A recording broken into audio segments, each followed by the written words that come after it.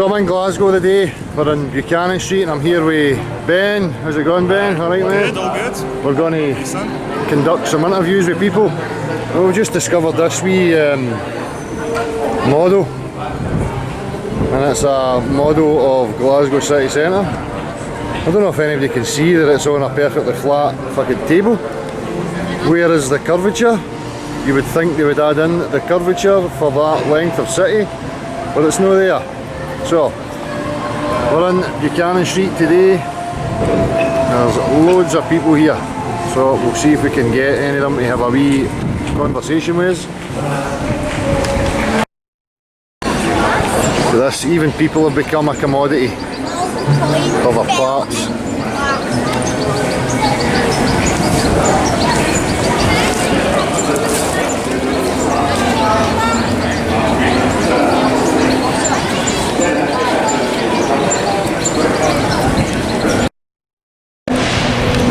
Oh shit, better open that. Oh, coming in here. How you doing, my man? I'm Good. Dale. I'm Chris. Chris, how you doing, Chris?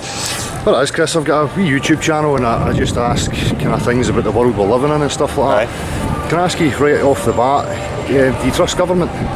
Do I trust the government? Yeah. No. No. Do you trust your own senses? Aye. 100%. And have you got a limit to where you would say the government do tell you the truth, or? What do you mean? Well, you know, I ask people that and they'll say they don't trust the government and stuff, and then I'll ask them, you know, well, what would you trust for the government? I mean, where do you draw the line? I don't think there's any line that I would draw there. It's a state of affairs these days. Yeah. So, if I says to you then, you know, you were saying you were trusting your own senses, and I was to bring it back to that, you know, if the government are lying about many things. Well, that's apparent, that's obvious every day. Yeah, yeah. So what if I says to you they were lying about where we live? If you're talking about flat earth, I've already done the research on that. Yeah. And it's definitely not flat. Right. I know that for sure. I've calculated the distances between cities. I've travelled round flights right around the world. Yeah. If it's not round, i.e. a ball, is this what we're talking about? Yep. Flat earth? Yep. Aye. So if it's not a sphere, it could possibly be, and I'm happy and open to accept the fact that it's a random shape. So formless. Formless piece of rock that doesn't have any particular shape. Yeah. I.e., you know, like a huge asteroid would just be like a rock that isn't a particular shape. I'd be open to that. Can I push you on it then? Aye, of course you can, yeah. So if we're saying we trust our senses, now for me I had to get in and I had to extensively research these things myself. And what I've always been science-based. I've always liked to base things on empirical facts. So we come back to our senses. You know, that's the first, you know, port of call. We have to have, you know, trust in them first and foremost. And that things, you know, claims being made, you know, if we're talking about governments, or even just on a one-to-one level between me and you, if you're making claims to me about anything, that has to fall under the fact that, you know, natural science, which is observable, measurable, testable, repeatable. So when I, you know, established that, you know, I figured out that a lot of the stuff they tell us is based in mathematics. The mathematics is a formal science. Do you know what that means? Aye. So it's a language which can be manipulated. You know, in order for it to come into natural science, it always has to match observable reality. So what I established, and you know, I'll just put this to you right away, and you can say what you like. The best and most accurate measuring tool that anybody has is water. There is no man-made instrument, optics, you know, lasers. There's nothing more accurate than liquid water and how it behaves. The natural physics of liquid on Earth is to conform to the shape of any container. The surface will always be level. There will be motion on the surface and currents and stuff, but water does not have the ability to support itself as to display shapes upon its surface. So it doesn't matter how slight the slant is, or the slope, or whatever MD wants to claim, it's physically impossible for liquid to behave like that. The water's held here by gravity though. Right, but if we go back to our senses again, if I says to you, I mean, could you think of one practical example of a body of water that displays convexity upon its surface or conforms to the exterior of a shape? Well, I guess it depends on the volume and the size, the sheer size of the body of water. So do you think size then plays a part on the physics changing? At what scale do you think it would have to be before the physics would change as we know them? I'm not sure. I don't know about that. I'd have to look into that to get my own maths on that. I do know that the water's held here it's held against the surface of whether it's a ball or an indiscriminate shaped rock. It's held here by the gravity, by the magnetic field that goes round whatever it is we're on. So would you say that then gravity is a magnetic force? No, gravity is not magnetic force. It's Has gravity ever been proven? No, it hasn't. So it's theoretical. It is. So if we get back to our senses again and real natural science and things being based on empirical facts, what we can observe, measure and test. I mean, I can get any scale right now of a container and I can show you how liquid behaves. If I was to bring you a small ball right up to, you know, as large a ball as you want, do you think that the water's going to behave differently at some unspecified scale? If somebody came to me... I would expect not, aye. I would expect it would be the same at any different size, aye. So for me, right there and then, you know, as I say, as I established that is the most accurate measuring tool we have. We've used it for building and construction for millennia. Right. So that one fundamental fact that can be tested, repeated and observed by every single person alive totally debunks the claim that we live on a spinning ball. Sure. Or any kind of exterior of any shape. For me, if we're scaling things through the scientific method, the Earth must be some sort of container. Sure. And if that's the case, and I've thought about this a lot, so what? If there's an ice wall around the whole... the ice wall, you've heard about this nonsense. No, I've done my research, mate. Well, if there's, you know, a wall at the end of it, or whether there's not, and it's just off the edge, whatever, it sort of doesn't really matter, does it? Because then we're still going to hit space, either way, whether we're coming off a ball or off a flat Earth. So you believe in space? Aye, of course I do. I can see it. So you've never been there, have you? No, I haven't, but I can see it with my own eyes. Well, what can you see? Well, I can see that it's not endless what we're on. Well, would it make more sense to you if I says that it was contained, that the sky is part of the container? Because again, we go back to science. You're talking about a Dyson sphere. Well, I postulate that I'll go back quick to what you said about the ice wall, and obviously I understand that these are straw men that have been put out there by the governments to try and ridicule anybody questioning the idea that the Earth may be a level plane, and they give us these cartoons with ice walls, when the fact of the matter is that there is no full exploration. Like me and you as a common man, we don't know about any of these things. Aye. My stance is, you know, it's an ongoing investigation and we need full exploration in order to establish the full dimensions. Well, we've got some evidence already that's out there that's not being recognised. You know, we have 15th century maps that show Antarctica with no ice on it. Yeah. All right, and that's a fact. Where, you know, the powers that be will tell us that it's been under ice for 2.5 million years, but that's not true, because we have maps that show it as land. So you think they're hiding something? Oh, definitely, absolutely. Yeah. I mean, that's not just what we're standing on. There's lots of different aspects of life that are hidden from us for various different reasons. Exactly. So just come back again, you know, I always want to bring back to a common language, you know, natural science, things that we can test, observe, measure and repeat, so that way that, you know, we can't lie to each other if we base it on, you know, that foundation. So when we talk about space, you were talking about space earlier, what the official narrative is, obviously you're aware, tells you is that we live, you know, space is a vacuum, and the Earth is a pressurised gaseous system, and that there's a magical force that pulls all that onto the globular rock. Now we go to natural science again.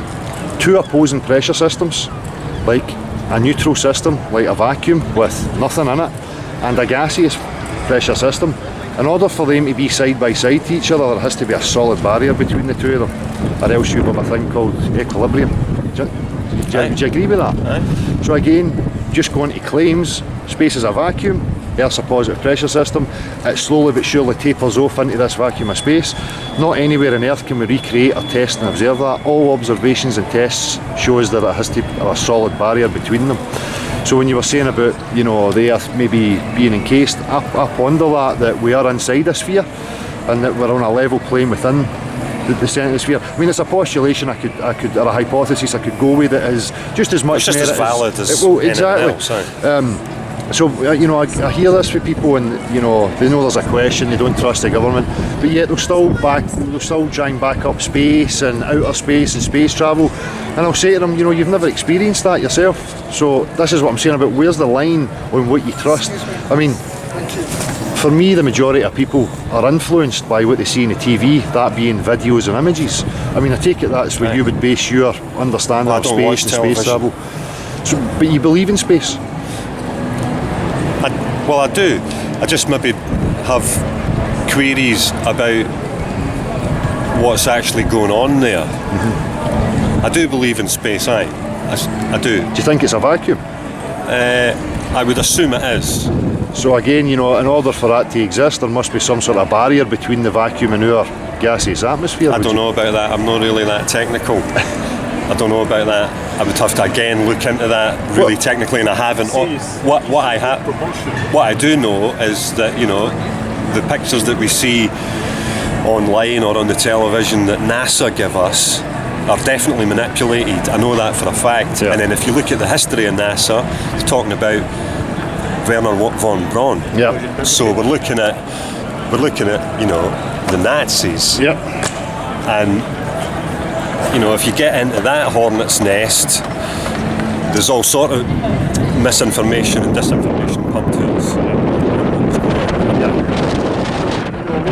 What about if, you know, they were trying exploration laterally across the way, and they've got us looking up the way? Because, you know, you touched on the images there, and there is absolutely no actual photographs or video from space.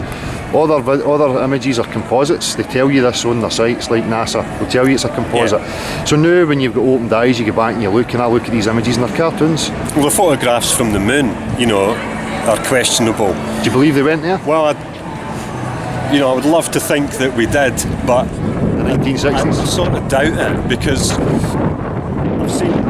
I've done a lot of research on the photographs, and there's two particular photographs that are a problem. So there's the photograph of Neil Armstrong standing outside the Apollo shuttle, and the crosshairs from the photograph are behind him. So I know that he's been dropped into that photograph.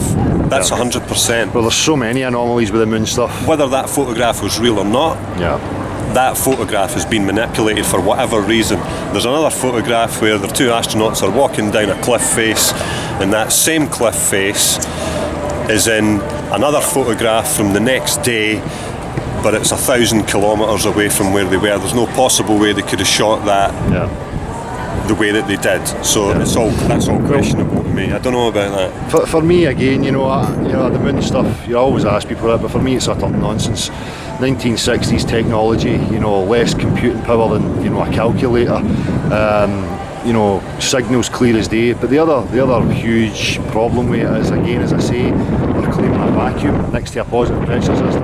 Now, you have to prove that to me first, that can be possible, and there's nothing in science that can show or recreate that. Yeah, right. The other problem is what are you propelling against if you're in a vacuum? Because, you know, mechanics here and how things operate here is, you know, thrust works by pushing against the air. You have to have something to push against in order to have thrust. And if you're in a vacuum, they're claiming there's very little particles there at all, virtually nothing. What are you pushing against? We can do this in the lab. We can fill a box, drain the air out, and see that any type of propulsion won't create any friction. I mean, you know, you got to sort of, you know, if you're looking at that, you got to sort of ask the question why as well.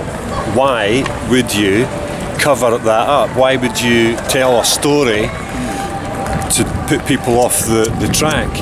And then you're starting to get into, you know, reverse engineering of magnetic propulsion systems being kept secret for such a long time. You know, is that what it is? Is they want us to be on the track of that we're still needing fossil-based fuels because they've already worked out that we can travel with magnetic propulsion? Well, I think scarcity is a huge control mechanism, definitely, and that for me plays into the whole narrative of... Don't forget, everybody still has to pay their bill. Exactly. That's the other thing. You know, they want that money flowing in. They can't do without that money flowing in. For me, again, it's just about controlling people and keeping them still and I mean, anybody who's been inside will tell you when they come out, they go, oh yeah, right, outside it's just a bigger cell. You just got better buy up. Yeah. You know. So that's the thing. It's twofold for me. If you tell people they live on a delicate, little rock flying endlessly through the vacuum of space, that puts people in a disempowering psychological state of mind. Where they're easy to control, they're kept in fear. Oh, aye. I'm not denying we're definitely slaves. Yeah. So Sure. You just got to not be a slave. Well, for me, part of the mind control aspect is by telling you live on a sphere, because if you think you live on a sphere and they've told you these stories about, great explorers discovered it all, therefore there's nothing left for you to discover, just sit still in your little box. Aye. What if there's more beyond here? What if there are actually hiding other continents, or they're hiding a way out of here to access another pond?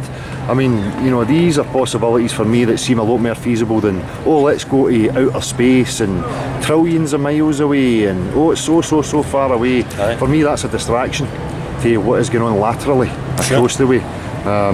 So, based on this conversation, do you think you'll have a wee reconsideration and have a look back into it again? Well, I'm on it every day, Aye. to be honest. I'll give you the name of my channel. I think I already know, because you're a friend of Anne Pavo, eh? Aye. Aye, right. Do you know her? Aye. I tattoo Anne. Flat earth female. Fuck, so it is, I recognise you now. Aye, it's a small world. That's incredible. Incredible. Aye, well, so you're sitting in a position of no sure, don't know. Well, the flat earth thing, I've thought about it a lot, and obviously I can't prove anything. I have flown all around the world, and I've sort of checked those distances in flight, and it seems like the distance between Sao Paulo to South Africa to Sydney would suggest to me that it's not flat. I am happy to Can I ask explore you, the possibility that it's not round as well. but do flight distances prove a globe? I mean, you would need measurable curvature for the shape of the Earth, would you know? Are you basing this on, this circular AE map? Aye. Right, so for me that's a straw man. You're assuming the map. Yeah. Got some sound. Yeah, when somebody says to me flat Earth, I'm thinking it's sort of a flat plane that's maybe a Pizza disc dish. shape, so, Where do you think that comes from, I though? don't know, maybe, Programming? I don't know, I would say most flat earthers probably are pushing that. Yeah, well there is a few, but we If you look at what Patricia Steer says in the US, do you know Patricia Yep. Steer? So she's like, right into the flat earth. She does the same thing, YouTube docos. I don't know what she says really. Again, I can't really make head nor tail of that. Just not sure.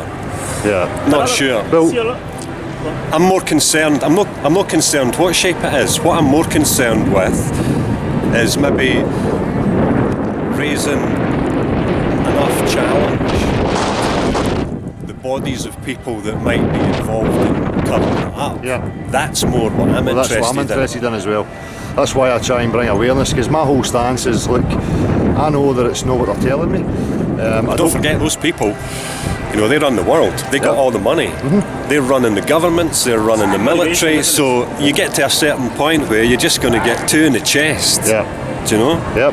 Well, that's it.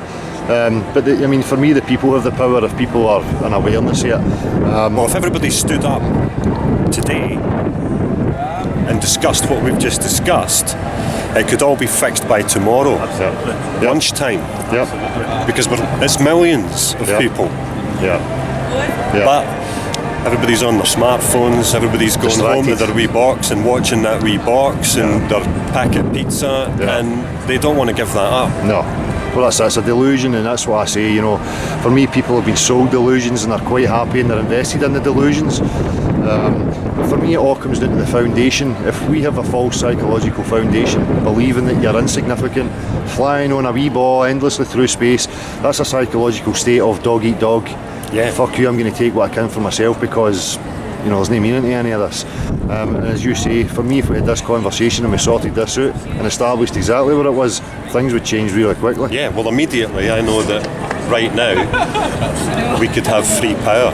Yeah. I know that for a fact. see, you were asking before, why? What's the point? And I think that really ties in with what you were talking about, the state of people nowadays. When you walk in the street, people don't really care about each other. There's a general state of dementia and all this.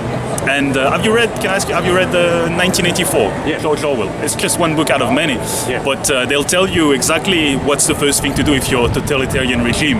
If you take over a country, what's the first thing you do? You take control of education. It's the most important thing.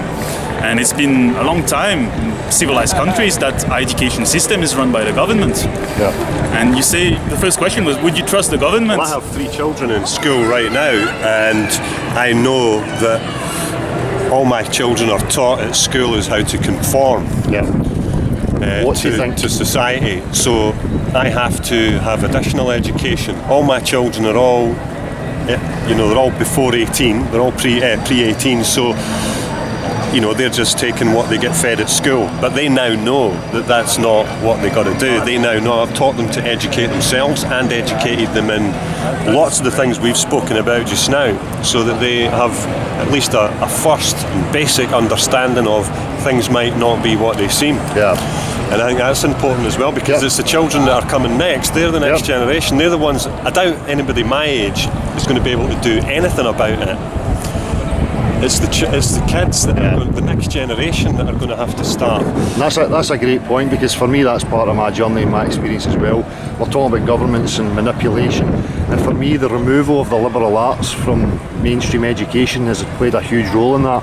And in the liberal arts you have things like the trivium, where they teach logic, rhetoric and grammar, and if we had these skills, nobody would be able to tell us lies. It's just as you say, that what they're doing is conforming the children. What to think? No, here's the tools, the mechanisms for how to think, how to address reality, how to question each other's logic and reasoning, how to use a Socratic method of question in order to find out the truths or falsities in any given claim. For me, that's a huge part of this whole problem that we're facing right now. So for me, that's exactly what I do with my kids. I try and instill in them how to think, know what to think, and by that they can then assess through their own critical reasoning what's true and what's false. So there's huge aspects of this that it's not just, the Earth's not a globe. There's a whole process of how do we get in this mess in the first place, and for me that's part of my journey as well, and stuff that has to be looked at. It might not be part of a bigger picture as well. I've done a lot of sort of investigation and research over the years into other aspects of cover-up. You look at sites in the world like Pumapunku and Machu Picchu, and you see the size of the stones that were put in place. There's no possible way that could have been done with even methods that we have today to lift and move stones. It's not possible, even today with 100-ton cranes. You can't move those stones the way they moved those stones. And so then you're sort of looking at, you have to look at maybe old text and old scripture, and it tells us in old text the giants. I now firmly believe that in the past Earth had tribes of giants. I believe that. There's many people that are on that exact same train that you're on with that as well. I mean, for me, again, our history, our true history, for me is much more mystical and fantastic than what's been portrayed to us. They've given us this narrative of, the further back you go, the more primitive we were. And for me, it's just been a part of the deception. Well, I think that fact that you're saying there, the further back you go, the more primitive we were, that's just nonsense. That's not the case. It goes in cycles, and the Mayan calendar, if you look at that, it tells you that everybody waited in 2012 for the end of the world, right? Everybody thought it was literal, that the world was going to end because the Mayan calendar ended in 2012. But what 2012 in the Mayan calendar was signalling, it's the peak of a dark age. And preceding that dark age was a golden age. Age of enlightenment. And coming after it will be another golden age, and it's a wave of cycle that's 26,000 years a cycle. And it's the cycle of the zodiac. The whole house, the whole celestial house takes 26,000 years to cycle once. And if you go back and you look at like the Giza Plateau, the pyramids in Egypt, the Sphinx, etc., there's no way that the Egyptian archaeology establishment are giving us the right information there, and they must know They're telling us it's 4,500 years old. That can't be. Right? At the very minimum, the Sphinx must be 10,000 years old because it's Leo and it faces east. And the last time the House of Leo would have faced east in the celestial sky would have been 10,500 years ago. If it wasn't built then, it would have had to have been built 35,000 years ago. That's what I believe. I believe that the pyramids at Giza and the monuments in Egypt and the buildings in South America are 35,000 years old. Now, the people that tell us that they're not, they know that they're not. So I believe that that's tied in with what you're talking about as well. There's an overall picture that we're not getting, and everybody, they're all in on it. It's not just the money people, it's also the religious people. There's a reason, there's something that we're not getting, that if we got, everything would fall into place. You go, right, that's why they didn't tell us that and that, because it's connected. Well, that's the thing for me, and that's what I've been trying to say to people. We're at this point of amnesia, and people say things like, oh, you go inwards to find the truth, and I'm like, I've done my inward journey, and for me now there's a missing piece of the puzzle, and for me it's the exploration of the actual physical world that for me will bring us back to a realisation of who we are, what our natural history is, where we came from. The thing is though, that whatever it is that's missing, it's so sinister. That's why it's life and death to protect and cover that up generation after generation after generation. Whatever it is, it's going to be out there, mate. It's going to be something like we're needing to be harvested by some other species that they've done a deal with the government or whatever, or they need to crossbreed with us or whatever it is. So you're in agreement then, there's a bigger picture. And that's it for me. The bigger picture's no outer space. The bigger picture for me is laterally. Whatever anybody wants to believe about this place, for me, I look at life, I look at this reality as a machine. And for me, there'll be inlets and there'll be outlet points in it. There'll be intricate parts of it. For me, a lot of the technology we have is based on reverse engineering how this reality actually works. So I am in total agreement with you. I think there's a much bigger picture here than anybody really realises, myself included. I'm like everybody else, I'm stabbing in the dark, trying to make sense of this. But I've established that, look, I have to base things on empirical facts. I have to trust my common sense, abilities, and I think everybody else should be encouraged into that as well, because that way, as I say, we kind of lie to each other then. And then if we base things on objective, measurable, testable reality, we can start to establish and unfurl, what we're actually living in here. It's going to get to a point though, even if you were to raise mass awareness, like, what you're doing today, 1,000,000-fold, and you start to get a lot of people, it's going to get dangerous, because you're starting to tamper with the money. Do you think it's about the money? I think it's. Well, some of it's about the money. It's definitely some of it is. You look at families like the Rothschilds. They're the wealthiest family on earth. They own the Reserve Bank, not just in the US, but in every other country except for the ones in the Middle East that we're destroying. And so that's probably why we're destroying them, because they're not part of the Reserve Bank. So if they print the money and they've got all the wealth that you could possibly imagine, I mean, the game has to be bigger than that. They own the media, they own the oil. The oil's a problem because they need to keep that flowing. That money needs to keep coming in. They need you to pay your electricity bill every month. When in fact, 100 years ago, we could have done away with that. We know that. Nikola Tesla already worked out the technology for free energy. We know that, but how are we going to get it? Well, we need to start fucking pulling together, I think, and make a stand at some point. But again, the problem comes in, the complexities. People are invested in their delusions. People have got a wee slice of the pie that they're comfortable with, and they don't want that upset. So, we'll get it twofold. We've got these opposers, these elitists, these controllers, whatever you want to call them. And then we have the people who are suffering from Stockholm Syndrome, as far as I can see. And because of the state of their mind, they're quite happy to just go with the delusions that have been sold. So we've got a real struggle. And I'm totally aware of that, but what am I supposed to do? Sit back and... Well, no, not sit back. I mean, you're out doing this, and it's brilliant. It's great, challenging people's perception of the world. It's good. I probably do it in a different way. I sit and tattoo people, and I've got them on my bench for 3 hours, and I get into their head about it. And you'd actually be surprised at how many people are open and aware of much more of these subjects than they used to be.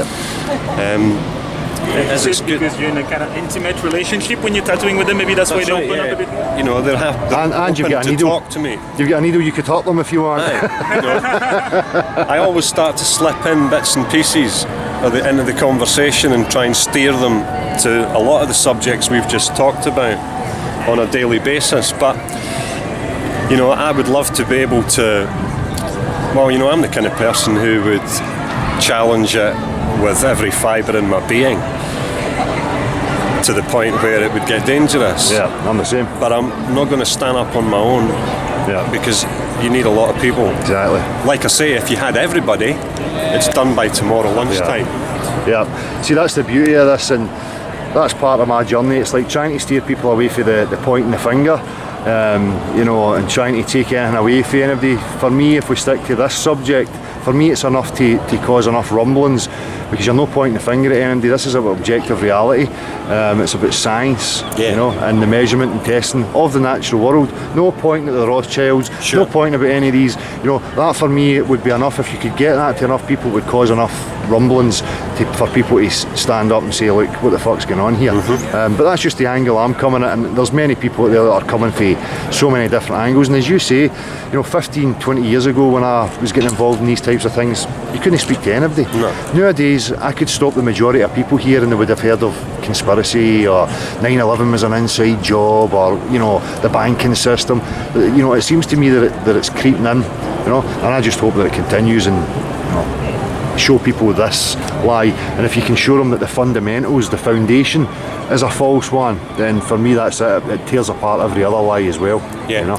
It's just connecting the dots, it's connecting it together, which I still haven't done yet. I know there's loads of different aspects of it that all connect somehow, but whatever it is that connects it is protected with generations of whether it's organisations or elite, whatever, I don't know. Yeah. Well, it's protected. It's been done through generations. You can see that and you can trace it. As I say, even going back to the education system, removing liberal arts from, you know, the public arena, because they don't want people critical. They don't want people being able to tear apart lies and having that, you know, access to their kind of tools. So and again, you know, in order to reverse it, hopefully it's going to be quicker than it was for them to implement it. If we can reverse it or break it apart, you know, it's not going to take as many generations that they've went through in order to bring it to this stage. That's my hope. Maybe naive and idealistic, but fuck it, I've got to try. It took a while to perfect the tools, you know. I would say that to get it to fix it to whatever it is, we're going to have to go through an absolute horror show. Well, I think we're already going through the horror show, and this is a point I always say. For me, I hear these from people as well. Fix it. You know, and all these things, when it comes right down to it, is based on the assumption that this is where we're meant to be, this is all that exists, this is where humans are supposed to be, this is life, this is what we call Mother Earth. What if it's not? What if this is just a wee deep dark corner of something much bigger, and we're trying to fix something that, you know, can't be fixed because we're in an unnatural situation? Maybe that's the problem. You can feel that in your everyday being, you know. That this is an unnatural situation we're in. Yeah. So there might no be fixing this, and, you know, the way we live right now, it might have to totally crumble. We might be able to flee to other ponds or other continents. Who knows? You know what I mean? Yeah. Well, listen, man, it's been an absolute pleasure. And just for the record, Anne Pavo is flat earth female for anybody out there. So, nice one. Cheers, man. Cheers. It's been a pleasure. Thanks.